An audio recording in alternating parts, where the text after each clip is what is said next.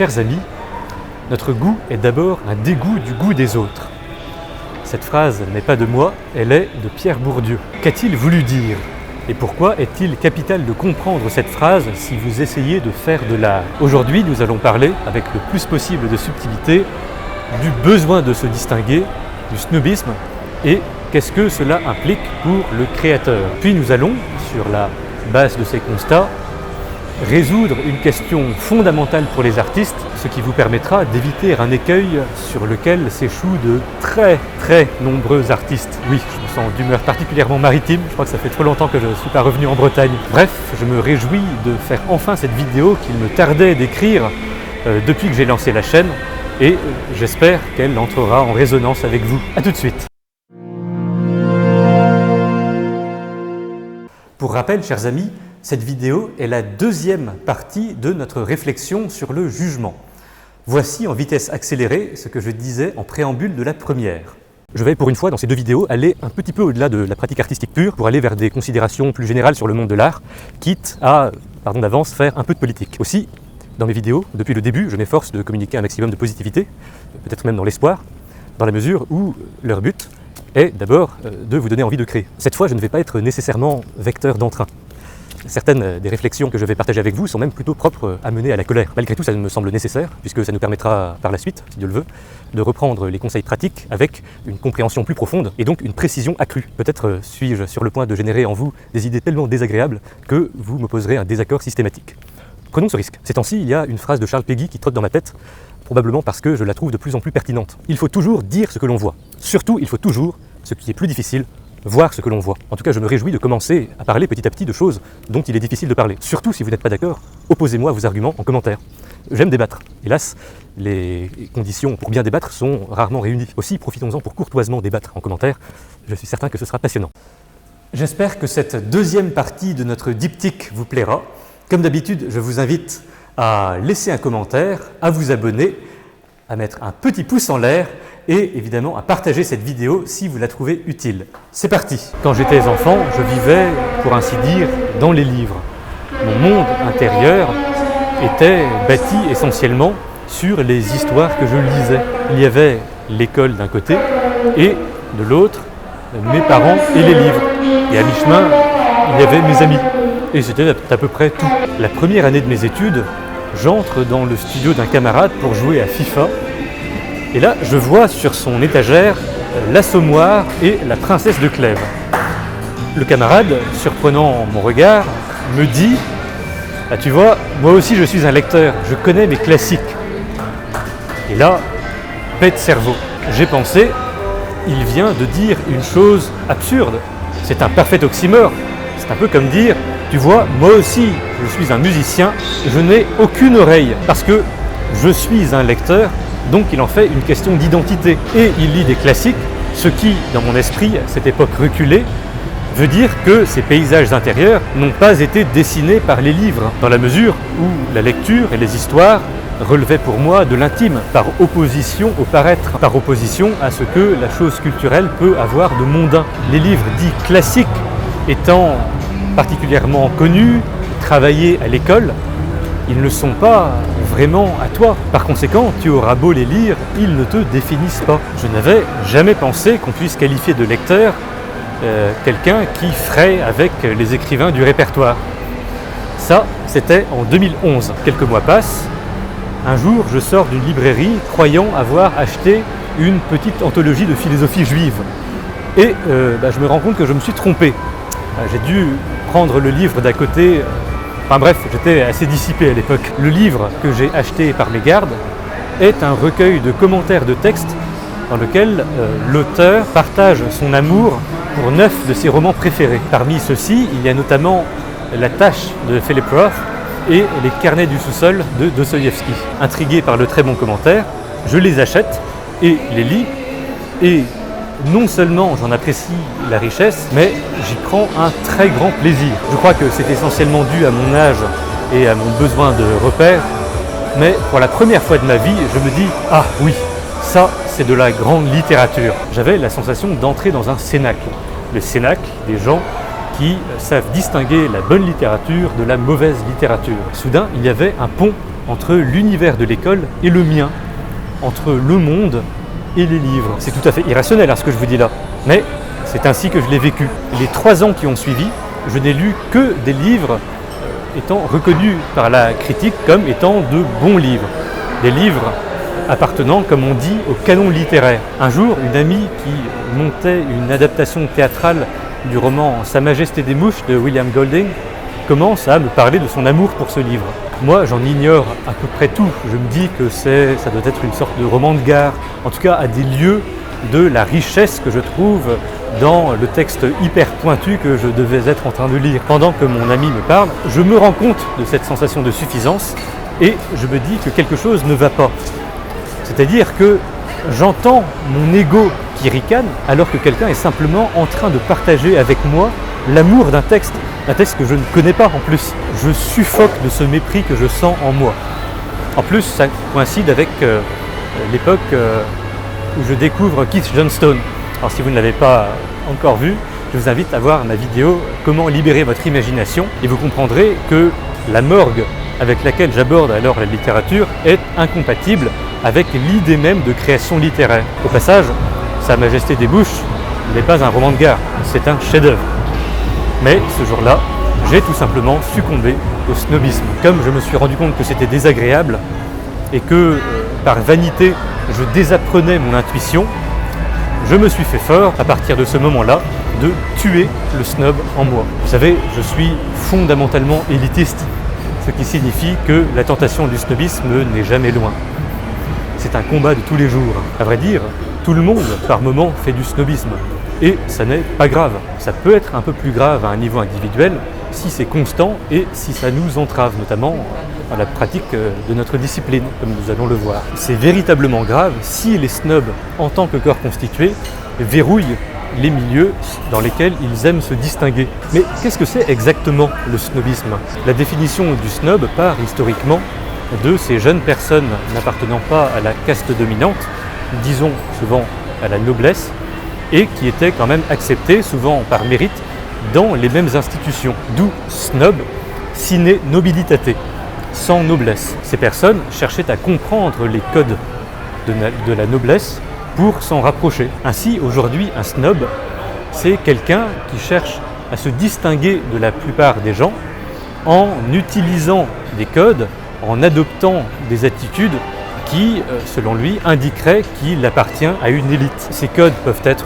vestimentaires, architecturaux, enfin bref, il balaie la palette entière de ses goûts, enfin, disons de l'expression de ses goûts. Et comme évidemment, aimer est différent de faire semblant d'aimer, on comprend que le snobisme s'affronte à l'art et surtout à la création. Créer, comme nous l'avons déjà vu, c'est trouver son propre style, au-delà de toute doctrine, de toute idée reçue, de toute tendance. Créer pour se distinguer produit logiquement des œuvres convenues.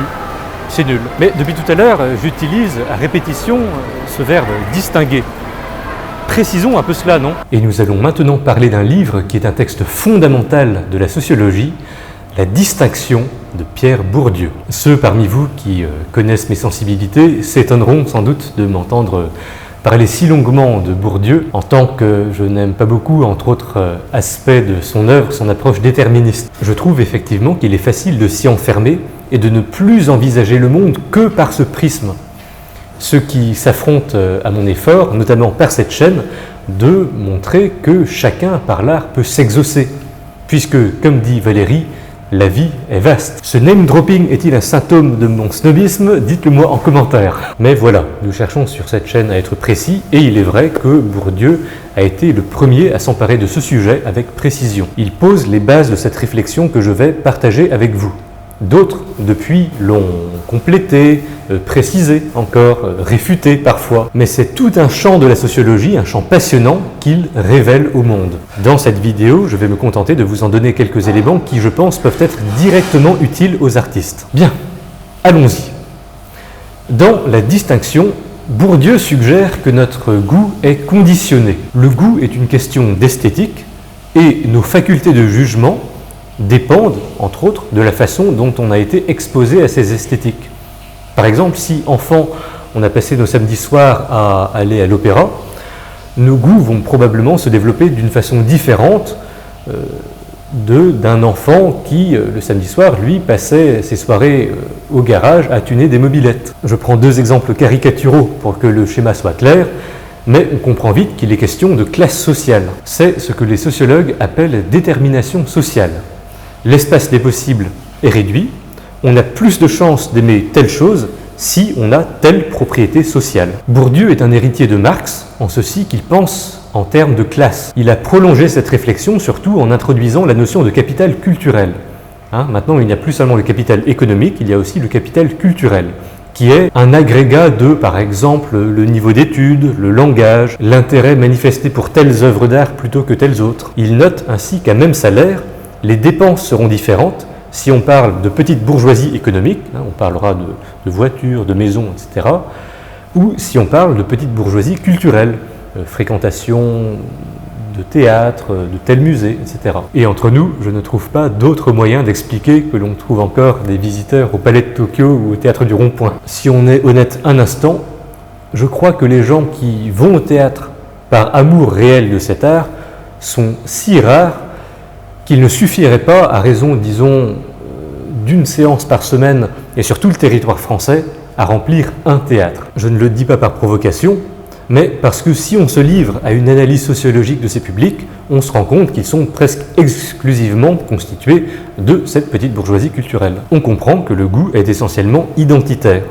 C'est un mot qu'il faut, je crois, utiliser dans son sens premier. L'identité est un besoin fondamental, et c'est aussi un droit.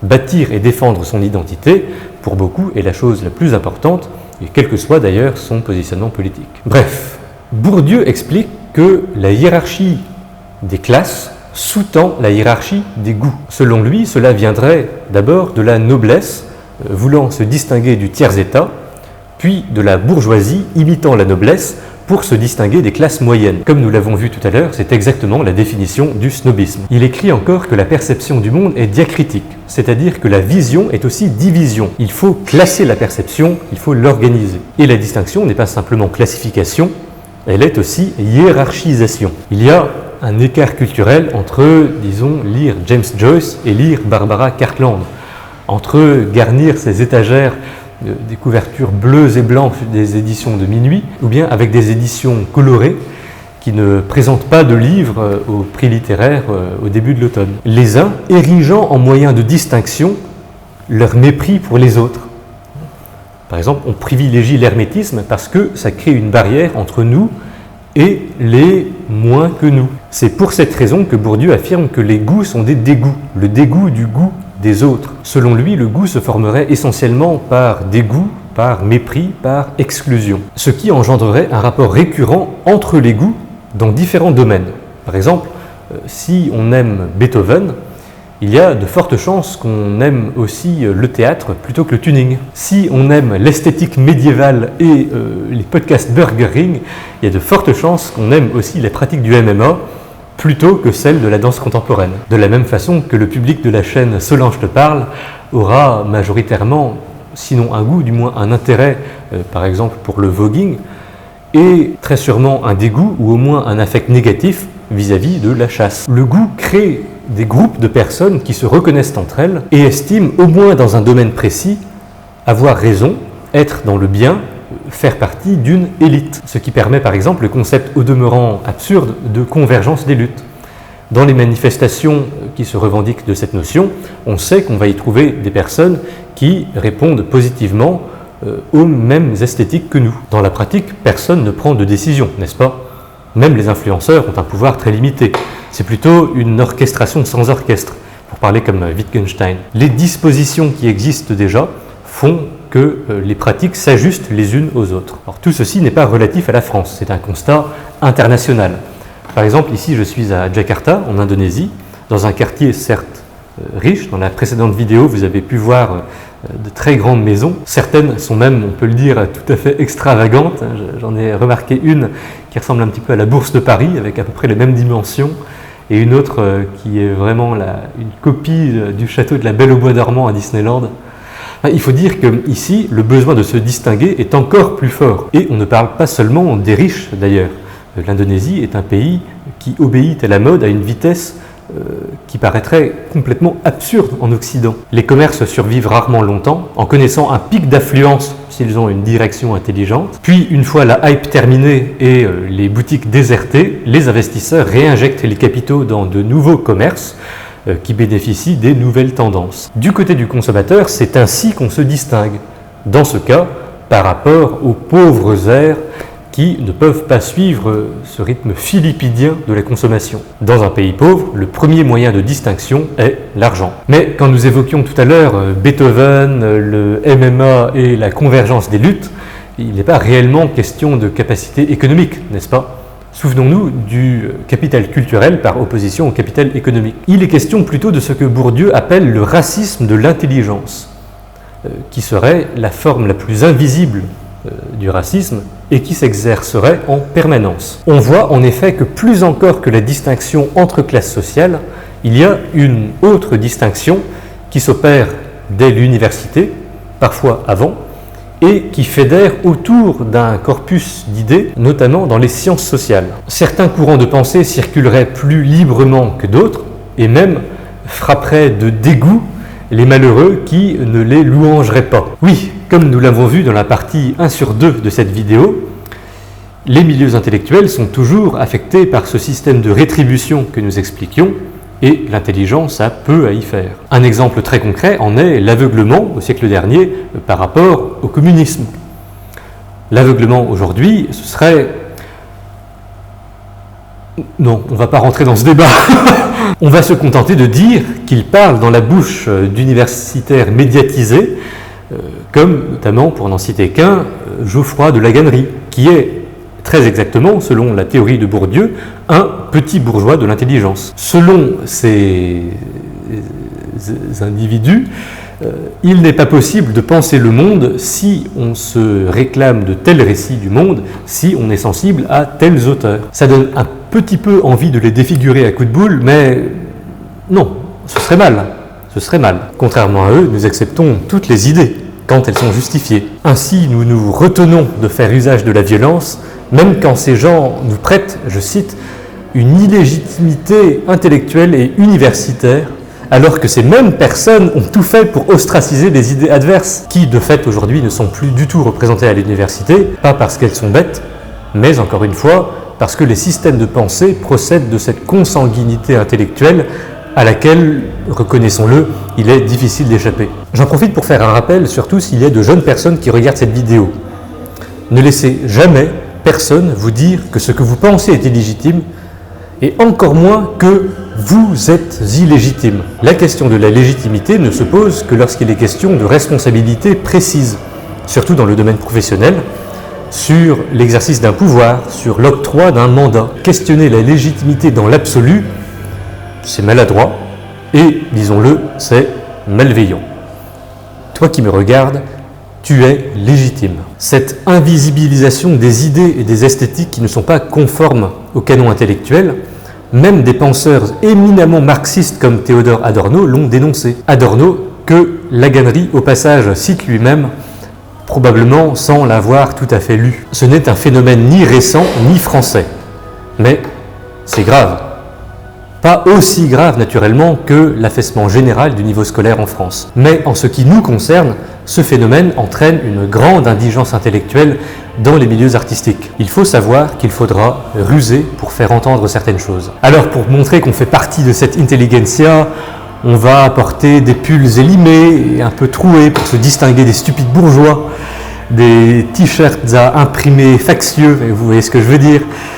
Au contraire du kidam indonésien, il va plutôt être question d'avoir l'air pauvre. On revendique son appartenance à un groupe par mépris d'un autre, par dégoût du reste. Des entreprises comme Doc Martens voguent avec succès sur ce besoin grégaire. Je trouve ça fascinant. Si vous avez, comme moi, un intérêt pour le marketing, Doc Martens est vraiment un cas d'école. Tout ce que je vous ai dit, prenons-le, comme disent les esthéticiennes, avec des pincettes. Comme je vous l'ai dit, je suis gêné par le déterminisme de cette théorie. Alors, je ne suis pas sociologue, je ne vais pas donc développer à vanne ouverte, mais vous savez, avant Bourdieu, les deux principales écoles de sociologie sont d'une part celle qui est guidée par Max Weber, qui réfléchit aux influences à partir de l'individu, et celle d'Émile Durkheim, pour qui le déterminisme sociologique est pesant. Et Bourdieu se réclame davantage de cette école. Par ailleurs, il avait ceci de commun avec Flaubert, qu'il admirait d'ailleurs, de parler de ses personnages, enfin, en l'occurrence de ses sujets, sans les juger, mais avec un regard ironique, distancié, un peu jugeant quand même, et je trouve un peu irritant aussi. Cette position de l'intellectuel qui regarde le troupeau d'une distance prudente, c'est toujours un autre moyen de s'en distinguer. C'en est, en quelque sorte, le niveau ultime. Bourdieu le dit lui-même, le plus haut niveau de cette hiérarchisation des goûts, c'est quand on possède une maîtrise pratique des relations entre les goûts et les groupes, quand, la plupart du temps, on fait semblant de s'en être extrait. Comme il le dit, je crois, dans Apostrophe, le fait de revenir à des choses apparemment populaires change complètement de sens quand le oui est un non nié, quand c'est une double négation. La 2 chevaux de l'intellectuel n'a rien à voir avec la 2 chevaux de l'ouvrier agricole. Alors maintenant, que répondre à ces exceptions, à ceux qui dérogent complètement à toutes ces observations? D'abord, il faut dire que l'exception n'est pas une notion sociologique. Il n'y a pas de règles, il n'y a que des probabilités. Et dans ce cas, oui, on observe une corrélation forte entre position sociale et pratique culturelle. Par exemple, pour reprendre le raisonnement par classe cher à Bourdieu, tout cela n'empêche nullement une ascension sociale. C'est ce que les sociologues appellent les transfuges de classe et que les jaloux appellent les miraculés. C'est généralement sur ce sujet qu'on observe un désaccord apparemment irréconciliable entre les personnes qui n'adhèrent pas à une vision matérialiste de l'histoire, comme votre serviteur, et ceux qui y souscrivent. Mais ce n'est pas le sujet. Il est maintenant temps de faire le rappel élémentaire que je glisse dans chaque vidéo. Pour être à la hauteur de notre imagination, pour pleinement laisser s'exprimer notre talent, le fruit de notre travail, il faut sortir du jugement. Si vous vous surprenez à vous poser des questions telles que « qu'est-ce qui pourrait plaire ? Qu'est-ce qu'il serait de bonne aloi de produire ?» c'est qu'il y a déjà un grain de sable dans l'engrenage de votre processus de création. On a déjà parlé de la peur d'être jugé. Le problème quand on juge, c'est qu'on ne prend plus pour radar que le seul jugement et on finit donc soumis à celui des autres. Voilà enfin, après tant de détours, une idée pratique que je me réjouis de partager avec vous. Le premier pas pour sortir de la tyrannie du jugement est de s'abstenir de juger. Une idée qui me traverse toujours l'esprit quand je regarde un film coréen. Ce qui leur permet souvent d'être géniaux, c'est qu'ils n'ont pas peur de flirter avec le kitsch. On fait ce constat en France que par peur panique du kitsch, on s'empêche de mettre de la couleur, de manière à la fois figurée et littérale d'ailleurs. Par conséquent, on fait un cinéma terne, ce qui nous permet au moins de continuer à nous distinguer. En musique, idem. Je crois que Tchaïkovski, au XXIe siècle, se ferait complètement railler pour ses accords pleins, ses effets dramatiques. Aujourd'hui, on va mettre des notes qui frottent, des instants dissonants, parce que ça fait plus chic. On veut surtout éviter de paraître convenu. Ce qui, évidemment, paraîtra justement convenu. Rappelons aussi que la seule manière d'être véritablement original est d'être évident pour soi. En littérature, on pourrait dire que, même si ces dernières années les choses changent, depuis que Nabokov n'est plus tendance, les styles foisonnants sont tournés en dérision. Maintenant, c'est la plume sèche d'Annie Ernaux qui est à la mode. Ou encore, et c'est presque mot pour mot ce que m'a dit une prof quand j'étais en fac de lettres, oui, j'adore le nouveau roman parce que c'est quand même plus pointu que Le Seigneur des Anneaux. Enfin, quoique, en fait, Le Seigneur des Anneaux, ça va, parce que Julien Gracq, qui lui était pointu, a dit que Tolkien, au fond, c'est bien.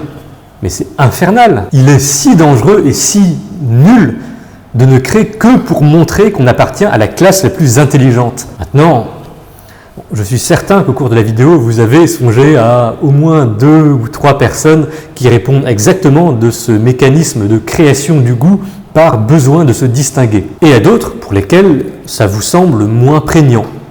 Et effectivement, tout le monde n'est pas snob à un égal niveau. Je pense que pour au moins une partie d'entre nous, il y a une différence entre le goût affiché et le vrai goût, voire entre ce que, sous le coup d'une influence, d'un instinct grégaire, nous pensons aimer et ce que nous aimons vraiment. Autant dire, les caractéristiques de cet élan vital qui nous anime. Bref, émettons cette hypothèse que nos goûts ne soient pas nécessairement que des dégoûts. Affirmons plutôt qu'au prix d'un effort d'humilité, nous pouvons faire en sorte que nos goûts soient nos goûts. Je crois qu'en tant qu'artiste, il est important que nous ayons foi en cet axiome. Sinon, comment créer? Oui, on va toujours, même si on est sincère, montrer à un moment qu'on appartient à la classe la plus érudite, en garnissant nos œuvres de petits éléments distinguants pour impressionner. On en est tous coupables.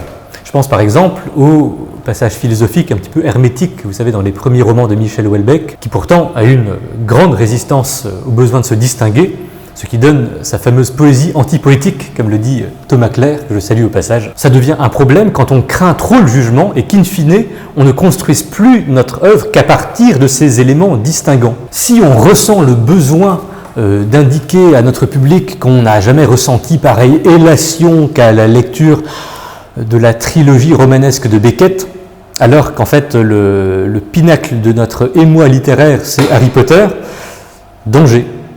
Oui, ça fait moins chic, mais se trahir n'aboutit qu'au dérèglement de notre système créatif. Évidemment, il faut se faire violence et souvent jouir déjà d'une validation par le milieu pour enfin oser dire qu'à Tarkovsky, on préfère Dragon Ball. C'est pourtant une étape nécessaire. Il n'est pas innocent que dans cette vidéo, je cite plus volontiers Wittgenstein que Pierre Bottero. Ça n'a pas la même force. Pour faire entendre une idée nouvelle, il faut parfois en faire valider une autre. Je pense aussi à un ami qui est un poète extraordinaire et dans l'œuvre duquel on constate un bond en avant, sans mauvais jeu de mots, à partir du moment où il a commencé à être à l'aise avec l'idée que ses paysages intérieurs étaient construits à égale raison de Huysmans et de Warhammer 40 000. Après tout, ce n'est pas vraiment un mal de vouloir se distinguer, de vouloir faire partie d'un clan. C'est un instinct primitif, ça nous est nécessaire, c'est ainsi. Mais si en buvant son café un matin, on se rend compte qu'on porte des Doc Martens, une frange décolorée et un anneau nasal, méfions-nous. Ça peut être une revendication consciente, ça peut être une déclaration de style, comme dit Hugo Jacomet, mais si ressembler aux artistes nous est plus important que de produire une œuvre innovante, ça, c'est nul. Plutôt que de faire semblant d'être des artistes, soyons des artistes. Terrassons, chers amis, cette peur d'être jugés. Si on fait l'effort d'être évident pour soi, comme nous disions dans la précédente vidéo, de toute façon, nous serons pris de haut. Encore une fois, c'est ainsi. Par ego, par besoin de se distinguer, on nous soumettra à un moment ou à un autre au mépris, au dégoût, à la condescendance. Certains se consoleront en se disant que le sort peut-être leur donnera raison. Et dans ce cas, les mêmes personnes qui les méprisent les encenseront. Et peut-être que ça n'arrivera pas. Et au fond, peu importe. Souvenez-vous de ce que nous disait Rilke dans la vidéo « Pour le public ou pour soi ». La vie du monde n'a aucun poids par rapport à ce feu intérieur qui nous intime de créer. Espérer la reconnaissance, même si c'est inévitable, est déjà un début de faiblesse. Ne créons pas dans l'espoir d'être validés. Immergeons-nous dans l'art parce que nous sommes convaincus que c'est notre façon de vivre. Devenons des humbles, car l'humilité est le seul sentier qui mène à notre moi véritable. Celui qui, comme un enfant, aime ce qu'il aime et ne craint pas d'aimer. Nous ne créons pas pour nous distinguer, mais parce que chaque fibre de notre être nous crie que, par l'art, nous pouvons enfin formuler ce mot aussi intimidant que banal, ce beau mot de liberté. Bisous.